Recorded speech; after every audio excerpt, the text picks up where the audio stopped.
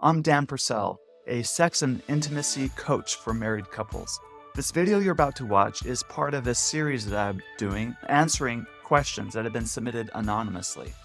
All right, let's dive in. My wife struggles touching my penis or even looking at my penis. She says it makes her uncomfortable. However, she is willing to because she loves me, but it really makes her uncomfortable. How can I help her become more comfortable? What advice do you have in helping women overcome the uncomfortableness with their husband's penis or genital area? Thank you for your honest question, and I feel for you. This is common, and sometimes it goes the other direction. The husband struggles to touch or look at or get near his wife's vulva. Please understand, first and foremost, that this is a problem your wife needs to solve. You can't fix it for her. You can't solve it for her. Any attempt to try to fix her will be an attempt at control, which is antithetical to intimacy. If your wife is truly interested in changing this aspect of herself, there are some steps she can take. For example, think about a food that you may have not liked as a child, but now as an adult, you can like it. For me, it's tomatoes. I think I learned to like tomatoes by eating more of them and just growing up around the idea of tomatoes. Frequent exposure to tomatoes, which means maybe eating a little bit more each time, helps me get to the point where I can enjoy tomatoes in my salad or hamburger. I even grow tomatoes in my garden, and those are so different than what you get at the grocery store. All of this is to say that she must want to like touching your penis. If she doesn't want to, you only have 4 options. Option number 1, get upset at her, hoping that she'll feel bad enough to cave and touch your penis to make you happy with her again. Idea number 2, give up on any desire to have her like your penis more than she does. This is like folding into her to keep the peace and probably going to harbor some resentment towards her while doing it. Option 3, withdraw emotionally from the relationship. If the idea of her not wanting to touch your penis hurts you, no longer put yourself in situations where you might get hurt. Then you might find yourself disinvesting in the relationship.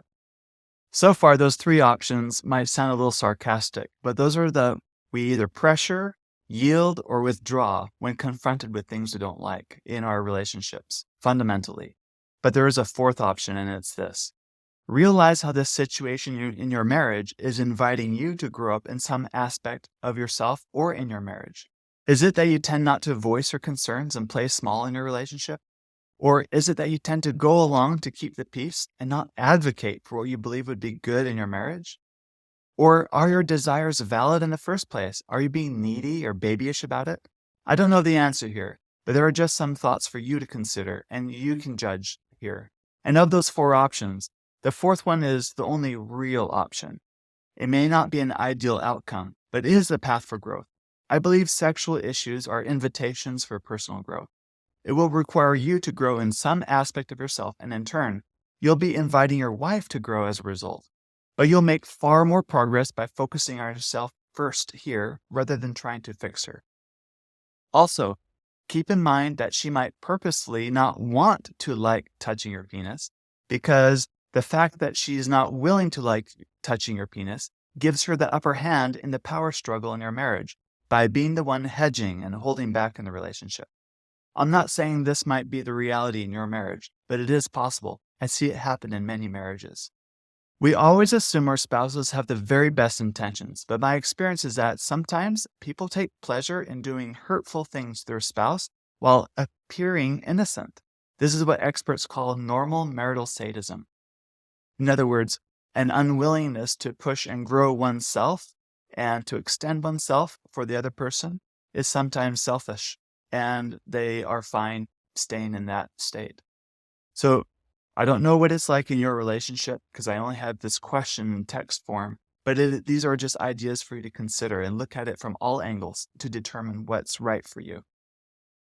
In summary, action is sexy, not just talk. I hope you two can have conversations and take action about this and make some meaningful traction here.